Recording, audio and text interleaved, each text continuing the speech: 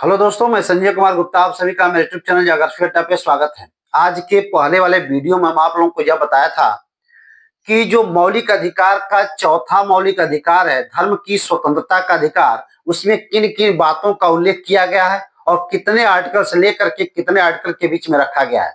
जबकि आज के इस वीडियो में हम आपको यह बताएंगे कि जो मौलिक अधिकार का पांचवा मौलिक अधिकार है, उसमें किन किन बातों का उल्लेख किया गया है और कितने आर्टिकल से लेकर के कितने आर्टिकल के बीच में रखा गया है। तो जो मौलिक अधिकार का पांचवा मौलिक अधिकार है, संस्कृति और शिक्षा संबंधी अधिकार, इसमें यह बात का उल्लेख किया गया है, विशेष रूप से ध्यान रखिएगा, भारत के सभी नागरिकों को विशेष रूप से अल्पसंख्यक अर्थात माइनॉरिटी को विशिष्ट संस्कृति, भाषा, लिपि को संरक्षित करने का अधिकार दिया गया है। अर्थात वो अपने विशिष्ट संस्कृति और जो उनकी भाषा है, जो उनकी लिपि है, उसको क्या करेंगे, वो संरक्षित दिया करने का उनको अधिकार दिया गया है। आप सुरक्षित कर सकते हैं, संरक्षित कर सकते हैं।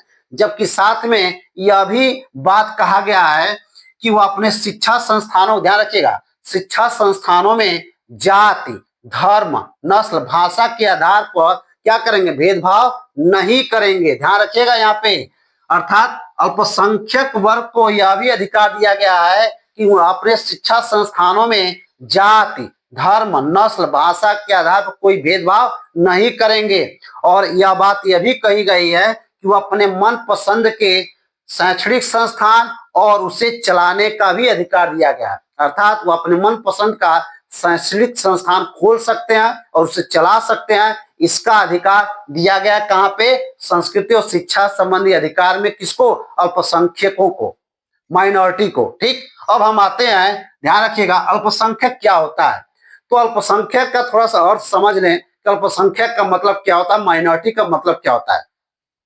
तो अल्पसंख्यक का अगर संधि विच्छेद करेंगे तो अल्पधन संख्यक होगा। ध्यान रखिएगा, अल्पधन संख्यक होगा।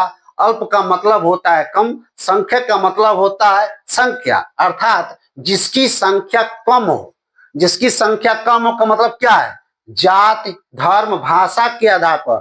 भारत के दृष्टि में हम देख रहे हैं तो जाति, धर्म, भाषा के आधार पर देश की कुल आबादी का आधे से कम संख्या जिसकी होती है उसे हम क्या बोलते हैं, अल्पसंख्यक कहते हैं। ठीक, ये बात समझ में आ गया।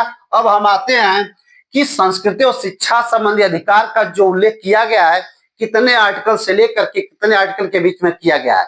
तो इसका उल्लेख जो है आर्टिकल नंबर 29 और 30 में किया गया है।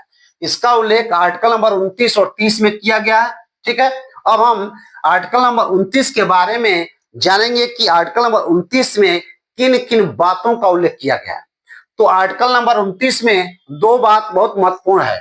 क्या है, अल्पसंख्यकों के हितों की रक्षा की बात करता है और दूसरा कहता है शैक्षणिक संस्थानों में समानता की बात करता है। ठीक है, अल्पसंख्यकों के हितों की रक्षा की बात करने के लिए इसमें किस बात का उल्लेख है, ये कहता है कि सभी नागरिकों को विशिष्ट भाषा, लिपि, संस्कृति को बनाए रखने का अधिकार देता है आर्टिकल नंबर 29 में। ध्यान रखिएगा, आर्टिकल नंबर 29 में अल्पसंख्यकों के हितों की रक्षा की बात की गई है। इसमें बात कहता है कि सभी नागरिकों को विशिष्ट भाषा, लिपि, संस्कृति को बनाए रखने की बात करता है या अधिकार देता है।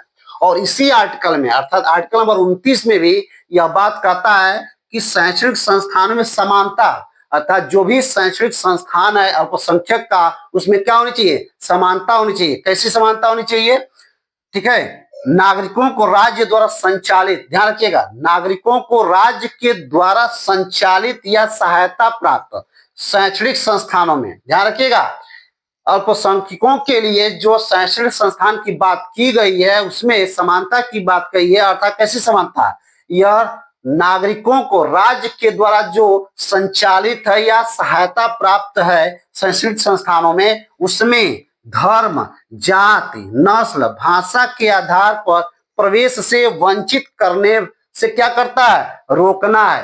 अर्थात तो ये कहता है कि धर्म, जात, नस्ल, भाषा के आधार पर अगर कोई भेदभाव करता है, उसमें आपको प्रवेश करने नहीं देता है, तो उस पर रोक लगाता है कि भाई ऐसा प्रवेश सबको मिलेगा। ठीक है, इस बात का उल्लेख कहां पे किया गया है, तो आर्टिकल नंबर 29 में। तो आर्टिकल नंबर 29 में दो बात बहुत महत्वपूर्ण है। कौन सा है? अल्पसंख्यकों के हितों की रक्षा। और कैसे हितों की रक्षा?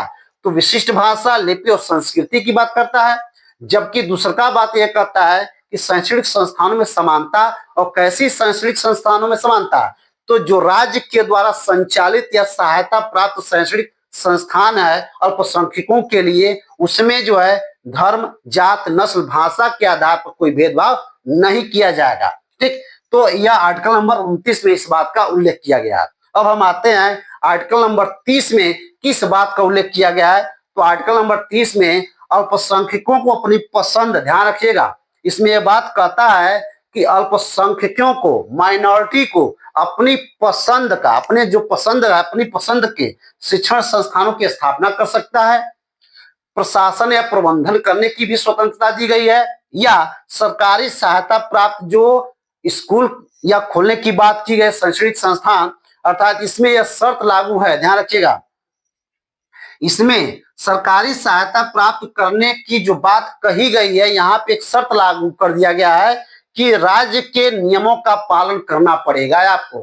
कहने का मतलब है कि आर्टिकल नंबर 30 में इस बात का उल्लेख किया गया है कि अल्पसंख्यक जो है, माइनॉरिटी जो है, अपने पसंद का शिक्षा संस्थानों की स्थापना कर सकते हैं, उसका प्रशासन या प्रबंधन कर सकते हैं, या सरकारी सहायता प्राप्त भी कर सकते हैं। ठीक, इन सबका उल्लेख किया गया, उनका अधिकार मिला है। लेकिन एक बात का उल्लेख यह भी किया गया है कि जो सरकारी सहायता प्राप्त करेंगे वो सरकार, राज्य के नियम जो होंगे, राज्य के नियमों के पालन के अनुसार ही काम करना पड़ेगा। अर्थात राज्य या सरकार का जो नियम है, कानून है, उस नियम कानून के तहत आपको पालन करते हुए इन सबका उल्लेख करना पड़ेगा, इन सबका कार्य करना पड़ेगा। तो ठीक है, तो आर्टिकल नंबर 30 में किस बात का उल्लेख है? तो शिक्षा संस्थानों की स्थापना की बात की गई, अपने पसंद का। ठीक, प्रशासन या प्रबंधन की बात करने की बात की गई है, और सरकारी सहायता प्राप्त करने की बात की गई है आर्टिकल नंबर 30 में, अल्पसंख्यकों को, माइनॉरिटी को अपने पसंद का। ठीक, तो इस तरीके से संस्कृति और शिक्षा संबंधी अधिकार का उल्लेख किया गया है। अगर आप लोगों को यह वीडियो अच्छा लगा हो, इसे लाइक कीजिएगा, सब्सक्राइब कीजिएगा, शेयर कीजिएगा। धन्यवाद।